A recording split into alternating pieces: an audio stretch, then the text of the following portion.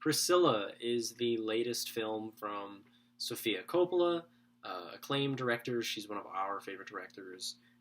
You know, she directed Marie Antoinette, which is one of my favorite movies. The Virgin Suicides, which is also great. The Bling Ring, Nowhere. Just a lot of really great. Lost in Translation, which we watched earlier this month. What was that one? With Bill Murray and Scarlett Johansson. Yeah. She makes really good movies, and she's one of those directors where if I see her name attached to a project, I'm there. So, you want to talk about your expectations going into Priscilla? I was very excited. Based on like the trailers and everything I'd seen beforehand, I was just very excited. Okay. Yeah. All right. Anything more? It's an A24 movie. Yeah. I don't think of anything else. It was just one of those movies where like I heard about it, I was like, oh, I can't wait for that to come out, and then it came out and we saw it. Like there wasn't, I feel like, any real big press behind the movie besides like the dude who plays Nate Jacobs playing Elvis. I feel like that's the only kind of coverage that this movie got. But yeah, let's get into our thoughts. I loved the movie to a pretty good extent. Like, this is up there with my favorite movies of the year, and I'll get to it in a second. Cameron? I loved it. It was really, really, really good. I don't know if there's even anything I would change. I just thought it was amazing. So I want to. This is a movie. It's a very quiet and simple movie, like most of Sofia Coppola's movies. But I feel like it's even more personal than something like Marie Antoinette because it very much chooses to focus strictly on Priscilla. And I think, I don't know, it felt very honest and very, like, reflective and in a way that feels kind of cathartic for the character of Priscilla and the audience.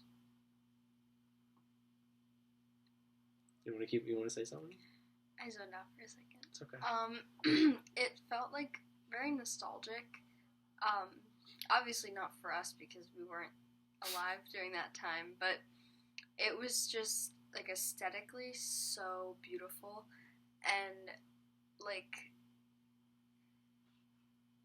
it was just like a very specific, like calm, quiet movie that like really immersed you in like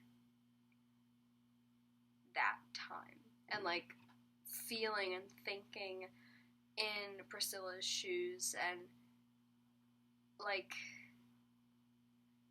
I really liked how it wasn't just about the like the fame and the Elvis and like getting wrapped up all in that. It was just about Priscilla and like her experience and especially because she helped work on this. Like, I really loved that she was a part of it. I feel like that made it sit right with me. Yeah. But, like, I felt like it was just, like, her memories. Like, her reminiscing on that time in her life. And it was bittersweet, but it wasn't portrayed really negatively.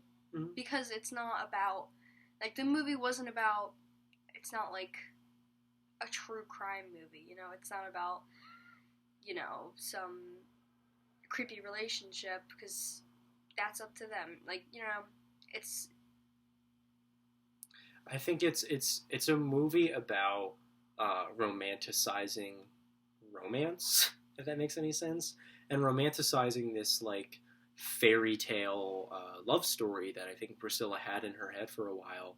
And I think it's like looking back on that and looking back on what actually happened. And I think it's kind of like a commentary on like looking back at these celebrities, but also not knowing, ever really getting to know who they were in real life. You know, who they were as a person. Not their persona, but who they are as a person. And I think Nate Jacobs, Jacob Elrodi, I don't know how to say his name. It's Jacob something. It's like Elrodi. Yeah. He did such a great job at capturing a human being version of Elvis.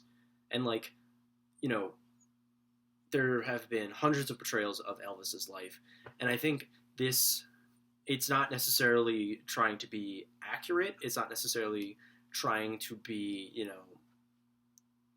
like who we think of when we see Elvis, but he went for an approach of a real human being who just happens to also be famous. And I think that was a really bold choice, and like made the heavier stuff in the movie feel that much more heartbreaking, because like you get to see his human side as well, if that makes sense. Yes. You want to speak on his performance? Because I thought he was fantastic. I thought he was awesome. I liked how he was human, and it wasn't just another, like, godlike portrayal where people, like, it's very obvious the people that made it were huge Elvis fans. It was, like, it was more about, like, before his, like, prime or whatever, when he, like, it let him be human, and that's, again, like, how Priscilla saw him. Like, that's who he was. He wasn't some super famous guy, and it showed, like, that he changed, and, like, his development, but it wasn't, like, it didn't delve into that, because that's not what the movie was about. Mm-hmm. This isn't really a movie about Elvis. He is just kind of a breaking point in Priscilla's life. And I think she, like, and again, choosing to make him the secondary part of this movie and not really make it about Elvis and make it about Priscilla and from her point of view, and like the treatment that she was given and the loneliness and the isolation that she felt, especially being so far away from her family at such a young age. It was very, I don't know, it made you sit and think about how common that was at the time, and how unlike today it feels, at least for us. But like I don't know, it's a movie that makes you sit there after a while and think about it, and take what you personally can from it, but also doing that by telling a very personal story about someone who isn't really ever mentioned in that legacy, I guess. You have anything else you want to say? All right. I want to say one more thing. I really love how Sofia Coppola takes these misunderstood people in history and almost modernizes them so that we can actually take a look into the person and not the persona. I think she does a very good job at that. So anyway, Priscilla was a very powerful and slow burny movie, but in a really good way. It was aesthetically pleasing. The acting was fantastic. It was just a really, really, really great movie. And I'm going to give it an A. Cameron? I give it an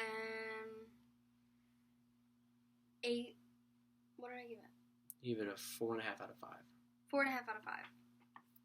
Thank you guys so much for watching. Cameron? Thank you for watching. If you liked what you saw, make sure to subscribe and hit that little notification bell and like the video and comment if you saw this movie and if you liked it and any other movies that you would want to see. Thanks for watching.